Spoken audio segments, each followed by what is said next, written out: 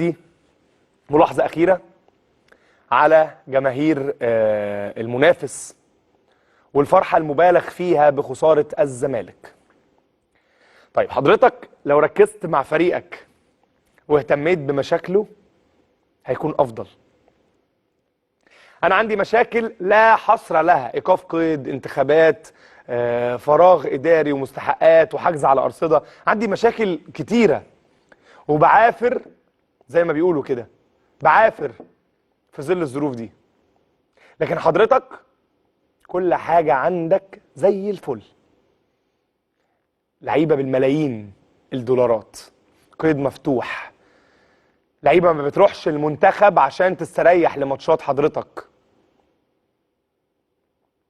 وكل ده وفي الآخر خسرت.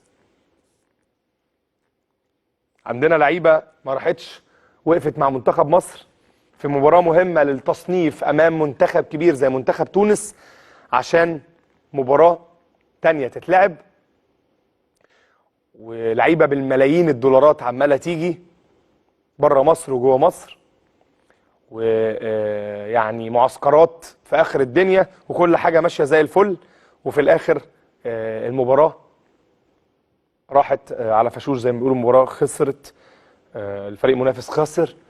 فالمفروض بدل ما تفرح لهزيمة الزمالك شوف فريقك اللي متوفر له لبن العصفور زي ما بيقول،